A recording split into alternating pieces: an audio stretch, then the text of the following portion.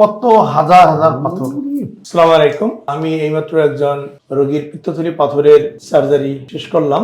আমরা একটু রোগীর যিনি হাজবেন্ড তার কাছ থেকে শুনবো যে আসলে সমস্যাটা কোন ধরনের ছিল।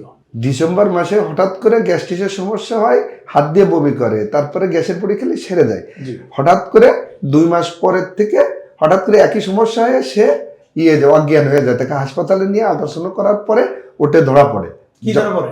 পিত্তথলিতে পাথর আর জন্ডিস ধরা পড়ে। জি ওকে জি। দর্শক মণ্ডলী, আপনারা শুনছিলেন যে রোগীর সমস্যা কি ধরনের ছিল। পেটে ব্যথা কিন্তু ছিল না, যে তার গ্যাস্ট্রিকের সমস্যাটা বেশি মাত্রায় ছিল, বমি করত। তখন যদি পেটের একটা আল্ট্রাসোনোগ্রাম করা হতো, হয়তো বা শনাক্ত হতো যে তার পিত্তথলিতে পাথর আছে, হয়তো বা সেটি করা হয়নি। যে কারণে পিত্তথলিতে থাকা পাথর সম্ভবত সেগুলো ছোট ছোট ছিল। সেই ছোট পাথর পিত্তথলি থেকে পিত্তনালীতে চলে আসছে, এবং যখন পিত্তনালীতে পাথর চলে আসে, স্বাভাবিকভাবে লিভারে যে পিত্তরস তৈরি করে সেটি পিত্তনালী হয়ে খাদ্যনালীতে আসে। যেহেতু কিছু পাথর পিত্তথলি থেকে নালীতে আসছিল, সেই পিত্তনালীতে থাকা পাথর দিয়ে পিত্তরসে বাধাপ্রাপ্ত হওয়ার কারণে তার জন্ডিস দেখা দেয়। এটাকে বলা হয় অবস্ট্রাকটিভ বা বাধাজনিত জন্ডিস। আমার চেম্বারে ওনারা 2 দিন আগে আসেন, আমি পরীক্ষা নিরীক্ষা করে দেখলাম জন্ডিস আছে এবং পেটে প্রচণ্ড ব্যথা। আমার যেটা সন্দেহ হয় যে পিত্তনালীতে তো পাথর আছেই, হয়তো বা ওনার প্যানক্রিয়াটাইটিসও দেখা দিয়েছে। ফলশ্রুতিতে আমরা একটা এমআরসিপি করতে দিই। এমআরসিপি রিপোর্টটা যদি আপনাদেরকে একটু দেখাই, এখানে ওরা বলছে ক্যালকুলাস কোলেসিস্টাইটিস, অর্থাৎ পিত্তথলির পাথর হয়েছে এবং পিত্তনালীটা কিছুটা মোটা হয়ে গেছে, অর্থাৎ পিত্তনালীতে পাথর ছিল সেটা বের হয়ে গেছে, কিন্তু এখন পিত্তনালীতে পাথর নাই। এবং আরো একটা কথা বলছে ওরা, ইডিমাটাস প্যানক্রিয়াটাইটিস।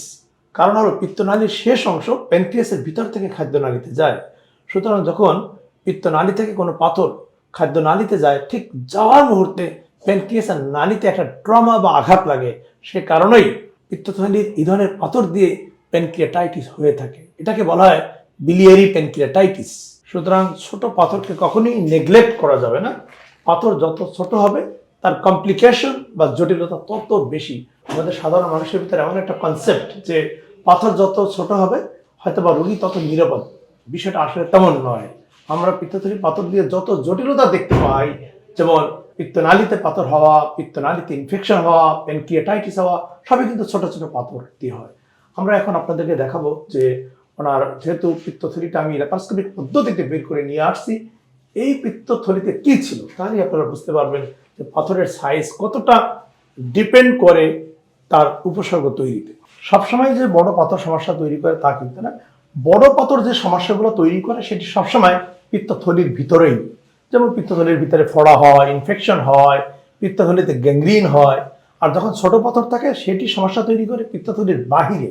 যেহেতু পিত্তথলির সাথে নালীর একটা সংযোগ আছে, ছোট ছোট স্টোন খুব ইজিলি থলি থেকে নালীতে চলে আসে এবং নালীতে সমস্যা তৈরি করে এবং প্যানক্রিয়াটাইটিস করে। আপনারা এবার দেখতে থাকুন যে ওনার পিত্তথলিতে কি ছিল। যে কোনো একটা সুস্থ স্বাভাবিক পিত্তথলি যদি আমি ওপেন করি, স্বাভাবিকভাবেই এর ভিতর থেকে পিত্তরস অর্থাৎ হলুদ কালারের পানি বের হবে।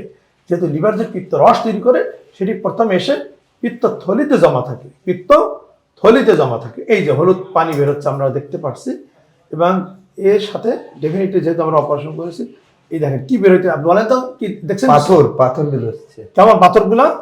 ছোট না বড়? ছোট ছোট পাথর অনেক। কত হাজার হবে? ওরে বাবা, হ্যাঁ, কত হাজার হাজার পাথর দেখছেন? দেখছি। তাহলে সমস্যা তৈরি করার জন্য বড় পাথর খুব গুরুত্বপূর্ণ। ছোট পাথর ছোট পাথরই বেশি সমস্যা তৈরি করে। তাহলে বুঝতে পেরেছেন ব্যাপারটা? জি স্যার, জি। আশা করি ধন্যবাদ।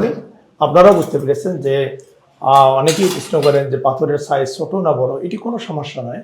সমস্যাটা হচ্ছে আপনার কোনো উপসর্গ তৈরি করে কিনা। যদি উপসর্গ তৈরি করে, অবশ্যই আপনি একজন সার্জনের মাধ্যমে ল্যাপারোস্কোপিক পদ্ধতিতে সার্জারিটি করিয়ে নেবেন। প্রত্যেক উপজেলায় ল্যাপারোস্কোপিক সার্জন এখন আছে।